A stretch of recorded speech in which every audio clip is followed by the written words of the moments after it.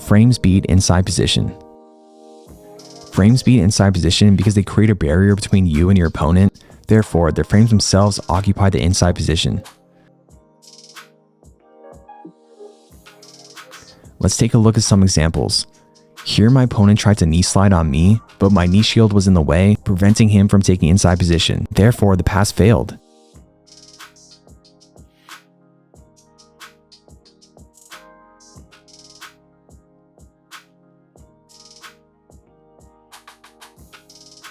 He should have addressed my knee shield first. When your frames are in the way, your opponent is unable to take inside position.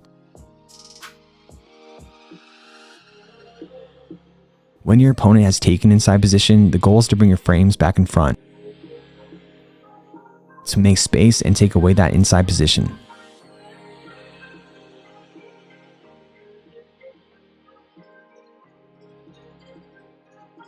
Here my opponent has double underhooks on me. My outside leg is doing nothing. It's not gripping, framing, or closing space, so I use it because it's available. I shrimp and insert a knee shield and take away his chest to torso connection.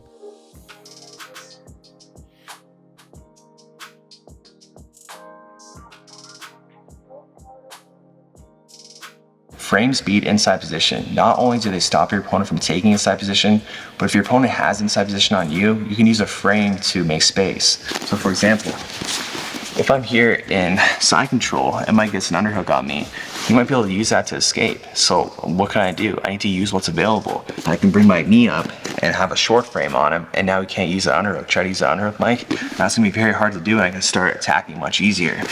Another example would be in half guard. Same thing, if Mike takes an underhook on me, right? I risk him using that underhook to take my back or to sweep me. So what I can do is overhook first, and then now I can frame with my arm to keep the distance. Now I can circle my own underhook and take inside position for myself. Another example of frames beating inside position would be if you're mounted. Here, my opponent has inside position, but I need to frame on him to be able to escape.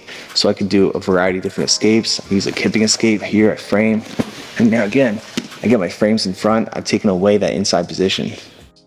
Now let's look at some jiu-jitsu theory rules that apply to frames.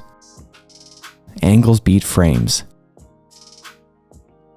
Angles beat frames. It's really important to understand this because we don't want to fight through their frame. We want to use angles to get around them. So for example, if Mike's framing on me like this, if I just push into him, I'm not going to get anywhere. I can either move his frame by changing his angle, and now I can get around to his inside position, or I can move myself. I can just turn my body and then take inside position. So a really easy way to understand this is a Toriano pass. So if I'm here like this, his frames are pointing towards me, I need to get them pointing away from me. So I can either move myself, now his frames are pointing away, and I've beaten the frame by changing my angle, or I can move him. So I could be here like this, I can move him, now his frames are pointing away from me. Now I can drop down, get chest to torso connection, and take inside position. If someone is framing against you and you want to progress past that frame, you must change the angle of yourself in relation to the frame, or you must change the angle of their frame in relation to you. You can't go through frames because it's their bone that you're fighting against. So logically you're left with two options. Either go around the frames yourself by changing your angle,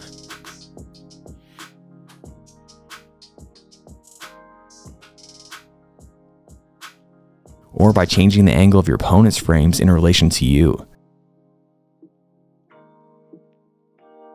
Here are some more examples. Here my opponent is framing with his butt, so I direct his butt upwards to change the direction of his frame so I can pass. Here I'm framing with my head to stay in a seated position, but my opponent changes the angle of himself to beat that frame. Here my opponent is framing to prevent me from advancing to a higher mount, but I take an underhook and jack his arm up so that frame is no longer pointing towards me.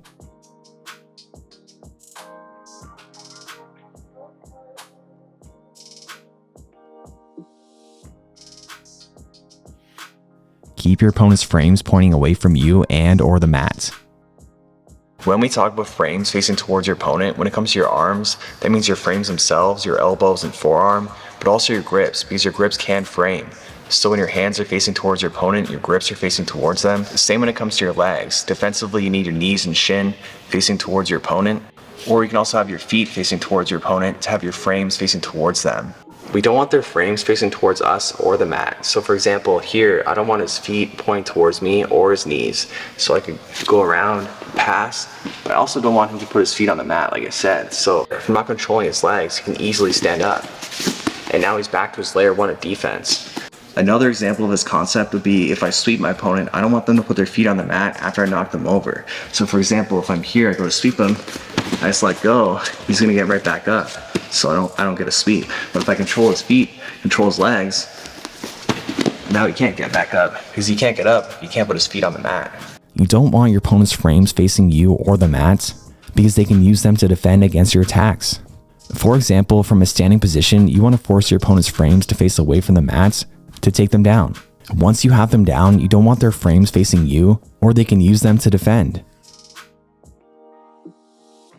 For example, they can use a knee shield to prevent you from getting access to their torso. If you change the angle of that frame, it's not facing you anymore, and you can more easily take inside position.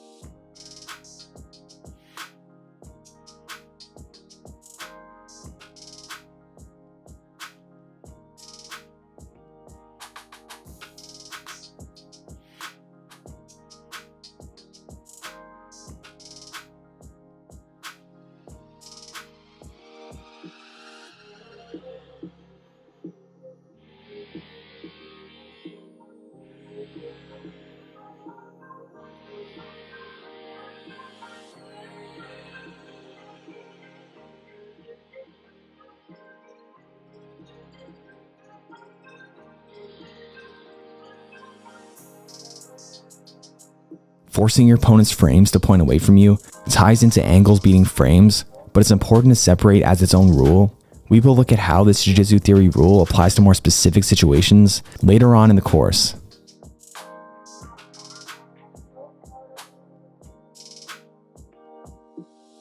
You need to keep your frames facing towards your opponent or the mat. Let's look at some examples. When we talk about our frames needing to be pointing towards our opponent in regards to our arms, that's our hands or our elbows. So for example, here, my hand's facing towards my opponent, he can't come close. If I use a short frame, my elbow, then he can't come close either. If neither one are pointing towards him, he can take inside position, I can't defend with it. So for example, my arms are down, my hands are pointing towards the mat, my elbows are pointing away, my forearms are pointing away, he can easily just take inside position on me. Unless I'm closing space, but closing space is usually a last resort.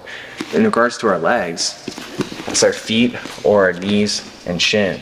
So for example, I need my feet facing towards my opponent here. If my feet are down, my knees are still pointing towards him, but not in a way where he's gonna have trouble getting past it. So my feet point towards, or if he was already on the ground, change the angle. If we were already on the ground, I don't need my feet necessarily pointing towards him. I at least need my knees and shin. If neither one are pointing towards him, like my knee is pointing away or my foot is pointing away as well, he can easily come in like this.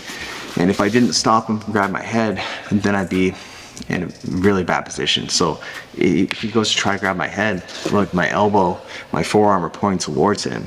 So I could use my hand to point towards him or my forearm and elbow. If neither one are, like I'm pointing, yeah, they're over here, pointing away from him, he's gonna grab my head, no problem. So we need always our frames point towards, which again, the hands can frame, so that's pointing towards him, or our forearms and elbows as well. Here my frames prevent my opponent from advancing to a higher mount, but here my opponents point their frames towards the sky, not me or the mat, and they get armbarred as a result. Here my opponent tries to force my frames away from him, but I fight off his attempt and shrimp out slightly so my frames can better face towards him. Here I try to go around his frames so I can attack the back, but I fail. So now the priority is reestablishing my frames to point back towards him, and I do that by shrimping. Here my opponent almost passes my guard off a triangle attempt. I try to point my frames towards the mat by turtling, but he doesn't let me. Because I can't get my frames towards the mat, I go back to trying to get my frames back towards him.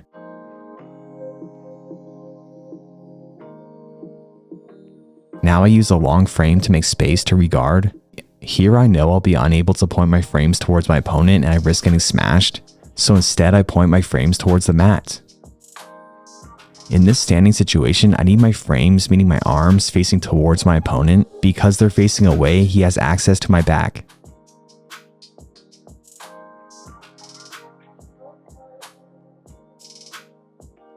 Frames are primarily defensive in nature. They keep your opponent away from your inside position, but they also keep you away from their inside position. You don't always need your frames facing towards your opponent. That is, if you have or you're taking inside position.